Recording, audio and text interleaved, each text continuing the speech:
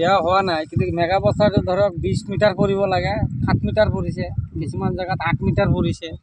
Mega বেগটো ইফালে দিয়া নাই ন? দিয়া নাই, ইমান দিয়া নাই, যিমান দিব লাগে ইমান দিয়া নাই। মেগা বেগটো সেই গ্ৰেভিলাইনৰ পিছত যদি মেগা বেগটো নিদিয়ে তেতিয়াহ'লে আকৌ খোৱাৰ সম্ভাৱনা আছে। খোৱাৰ সম্ভাৱনা আছে, মেগা নিদিলে খহি যাব। মেগা নিদিলে খহি যাব ন? এইটোতো বহুত কোটি টকা দিছে। বহুত কোটি টকা, 25 কোটি টকা দিছে, খনি আছে। 25 কোটি টকা আচলতে যি ধৰণৰ হ'ব লাগিছিলে সেই ধৰণৰতো হোৱা নাই। গৰাখহনীয়া ৰূপটোতো এইটো আমাৰ চিৰদিনীয়া সমস্যা বুলি ক'লেও ভুল নহ'ব। আমাৰ ইয়াত আগতো বহুবাৰ কোটি কোটি টকা আমাৰ ইয়াত আবণ্টন দিছে চৰকাৰে, কিন্তু আমাৰ বিভাগীয় কৰ্তৃপক্ষৰ কিছুমান মানুহ তেওঁলোকে কি কৰে, চৰ্দাৰৰ ডিঙি ধৰি ঘূৰি ফুৰে। বস্তা য'ত পৰিব 5,000 তাত বস্তা পেলাব 2,000। আপুনি এতিয়া ধৰক এই কুমলীয়া বাগান চেণ্টাৰৰ কামটোৱেই ধৰক, তাত যিটো গ্ৰেভিয়নৰ পিছত তেওঁলোকে বেগ পেলাব লাগে 18-20 মিটাৰকৈ পেলাব লাগে। এতিয়া মই বিভাগীয় মন্ত্ৰী মহোদয়ক মই অনুৰোধ কৰিম যে গ্ৰেভিয়নৰ 500 মিটাৰ কামটোহে ভাল হৈছে তাত কুমলীয়াত, বাকী গ্ৰেভিয়নৰ পিছফালে এক্সপাৰ্ট দি পৰীক্ষা কৰক কেইটা বেগ পৰিছে। চলপটো মাৰিব, ঠিকাদাৰে বিল উঠাই লৈ যাব, গৰাখহনীয়াৰ সমস্যা গৰাখহনীয়াই থাকিব। বিভাগীয় যিসকল HDC ইঞ্জিনিয়াৰ আছে, JE সকল আছে, মোহৰি এভেইলেবল আছে, তেখেতসকলে কৰে কি? তেখেতসকলে চোৱা চিতাৰ কাম প্ৰথমতে গ্ৰেভিয়নৰ তলৰ কাম কৰিব লাগে, তাৰপিছত চলপৰ কাম। আৰু ইয়াত কুমলীয়াত হৈ আছে উল্টা কাম হৈ আছে। চলপৰ কাম আগত কৰিছে, তলত পৰি আছে, য'ত গড়াৰ মেইন সমস্যাই হৈ আছে।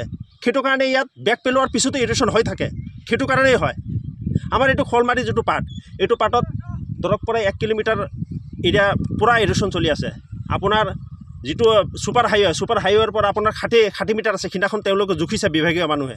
ইয়াত বস্তা দিছে 200 মেগা বেগ দিছে। কি হ'ব 200 বেগত, য'ত 5,000 10,000 বেগৰ কাম? 200 বেগ দিতে এইটো যোৰা টাপুলিও নহ'ব ইয়াত।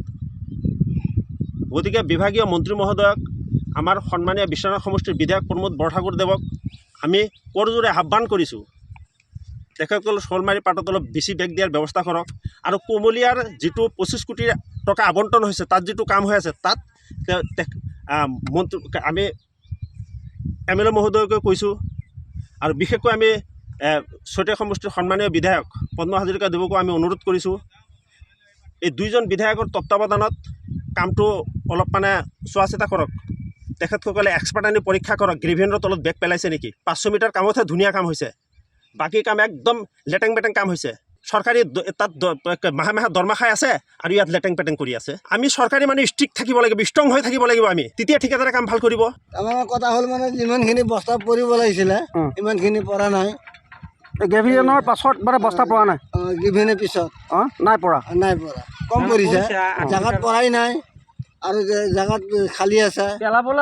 যিমানখিনি দিব লাগে দিয়া নাই। লেবাৰটো আপোনালোকে ইয়াৰ লোকেল মানুহ? আমি ইয়াৰো লোকেল মানুহ হয়। কাম আপোনালোকে কৰিছে? নিজে কৰি আছোঁ কাম। ঠিকাদাৰক কোৱা নাই যিটো পেলাব লাগে বস্তা? ঠিকাদাৰতে ইমানখিনি আমাক বস্তা দিয়া নাই পেলাবলৈ। ঘটনাটো হৈছে ধৰক 25 মিটাৰ হ'ব লাগে মেগা, কিছুমান জেগাত 8 মিটাৰ হৈছে, কিছুমান জেগাত 9 মিটাৰ হৈছে, কিছুমান জেগাত 7 মিটাৰ হৈছে, ক্লিয়াৰ হোৱা নাই। মেগা যদি নিদিয়ে আকৌ খহাই নেকি? আপোনালোকতো ইয়াৰ লোকেল মানুহ? লোকেল, আমি একদম লোকেল মানুহ, কাম কৰি আছোঁ। আমাৰ ইয়াতে ঘৰ, আমাৰে মাটি, আমাৰে কাম। আপোনালোকে নিজে লেবাৰ কৰি আছে? নিজে কৰি আছোঁ, নিজে যেনেকৈ ভালকৈ বান্ধিব লাগে আমি বান্ধি আছোঁ। কিন্তু ঠিকাদাৰে আপোনালোকক কিমানখিনি বেগ পেলাব দিয়া নাই? ঠিকাদাৰে পেলাব দিয়া নাই বেগ 20 মিটাৰ? দিয়া নাই, পেলাবলৈ দিয়া নাই।